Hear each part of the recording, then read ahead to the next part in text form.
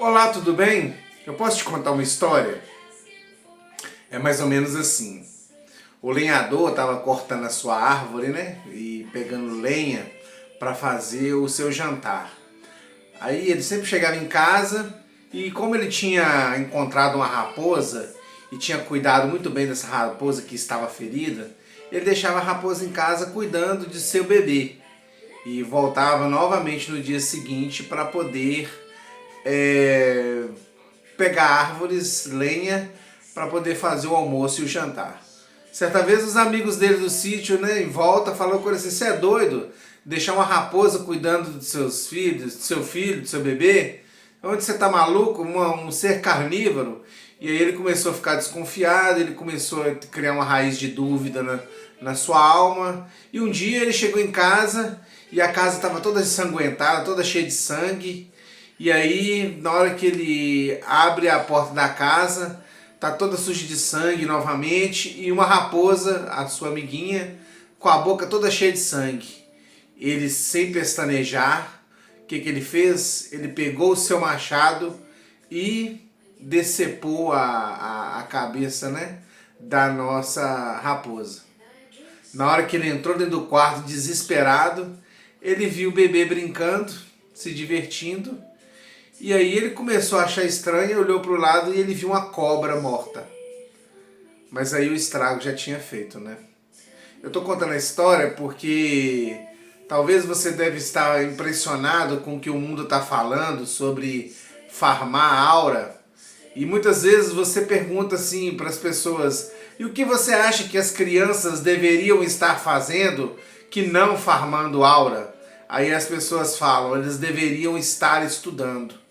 E aí você pergunta: e os pais dessas crianças em casa estudam, leem livros, exercem alguma atividade intelectual ou cognitiva que promova o desenvolvimento do letramento e da educação? E aí você vai chegar numa conclusão muito louca. Se os pais estão tão preocupados com a educação dos filhos como dizem que estão, por que eles mesmos não dão um exemplo e começam a estudar? Porque na verdade o que nós estamos vendo na sociedade ocidental é o crescimento da família chamada família canguru, em que os entes menores, os adolescentes, os jovens, estão crescendo e ficando cada vez mais tempo dentro de casa. Muitos desses jovens acabam se casando e morando na casa dos pais, junto com os pais, e trazendo consigo não somente nora, mas também filhos pequenos. Então os pais desesperados em decorrência dessa questão econômica, eles na verdade fazem com que o filho exerça atividades mais produtivas para que eles no futuro tenham uma melhor condição de escolher profissões que sejam mais vantajosas. O problema que esses pais passam na cabeça e eles nem percebem é que eles trabalham com a perspectiva atual e a projeta ela no futuro não como uma possibilidade, mas como uma certeza. Um exemplo disso são as faculdades de medicina, em que as pessoas falam para os filhos fazerem medicina como se os filhos que estão com 14, 15 anos e ao formar e eles tentarem vestibular e vamos supor que passem de primeira, né? Que nós sabemos que a média é de 3, 4 anos para aqueles que tentam universidades públicas, e ao formar eles têm a impressão de que a faculdade de medicina vai trazer o mesmo rendimento que tem nos dias de hoje. Os pais, portanto, têm buscado a desoneração financeira, fazendo com que os filhos busquem por meios próprios a sua subsistência e faça com que os pais tenham um alívio contábil e financeiro, de tal forma que eles também possam viver as suas vidas. Então nós estamos vivendo num período em que os pais estão muito preocupados se os filhos estão farmando aura e estão esquecendo da felicidade dos filhos. Quando nós éramos jovens, o videogame fazia acabar com as vistas, né? A visão, ficava cego, estragava a televisão, né? Deixava louco. O rock era do capeta, e aí nós estamos vendo que uma das maiores manifestações de sentimento que esses jovens atuais ainda estão tendo é a lembrança do rock antigo da década de 70 e de 80, tanto nacional quanto internacional.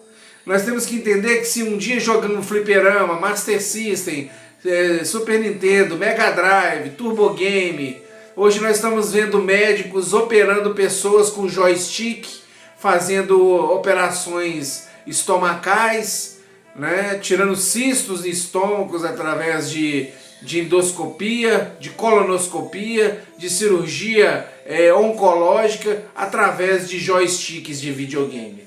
Então os pais deveriam perceber que a relação educacional, ela não é uma relação funcionalista e utilitária. Ela não é uma relação de causa e consequência. Não quer dizer que os nossos filhos, ao estudar matemática, química e física hoje, e ser uma pessoa objetiva, tal qual é preconizado nos dias de hoje, é que isso vai ser cobrado no futuro deles.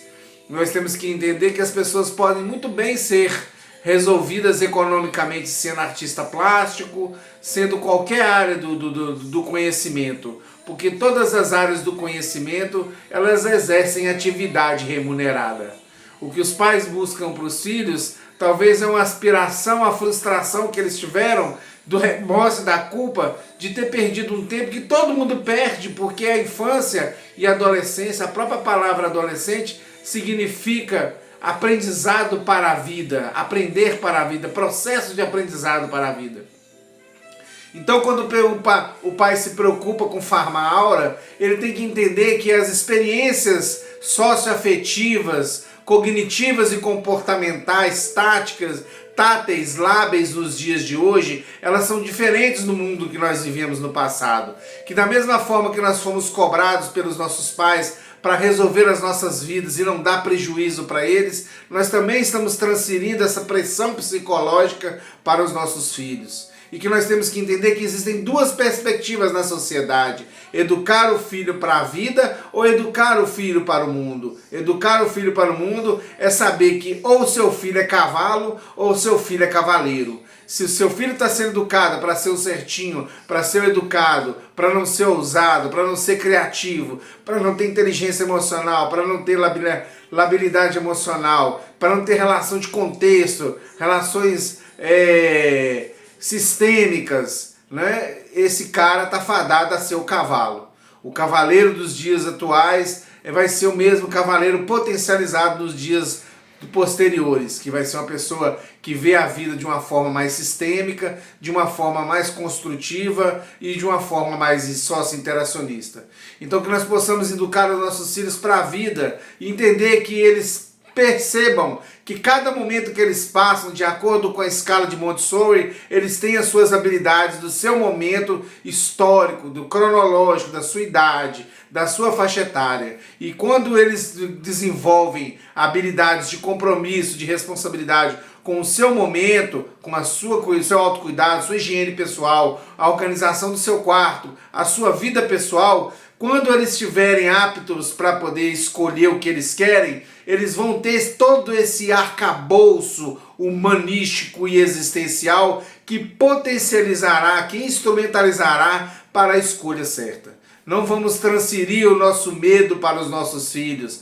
Não vamos achar que farmar aura vai deixar nossos filhos loucos. Porque o que está deixando os nossos filhos loucos é a família disfuncional que cobra dos filhos aquilo que eles mesmos não fazem. A média de leitura de um livro no Brasil é de 2 livros por ano. Como é que eu quero que o meu filho vai fazer o para casa certinho, tenha letra bonita, tenha tudo certinho? Eu estou projetando no meu filho a minha incompetência, a minha frustração, as minhas negligências, imprudências e omissões e quero que meu filho faça em tempo recorde aquilo que hoje eu com 45 anos não faço.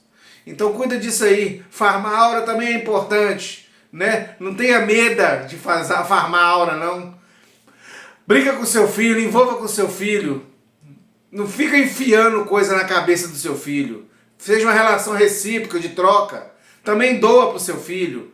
Fala para ele o que você sente, o que você pensa, o que você acredita, mas apoia o lado dele. Porque a sociedade mudou. E da mesma forma que na sua época você jogava videogame e hoje o médico opera com um joystick de PlayStation, um submarino é controlado por um joystick de PlayStation, o seu filho farmando aura pode fazer muita coisa que nós nem sequer sabemos. Nós nunca iríamos imaginar que uma cirurgia oncológica ia ser feita com um joystick de um PlayStation. Tá bom? Fica aí meu recado e ó, um abração pra você. Se cuida.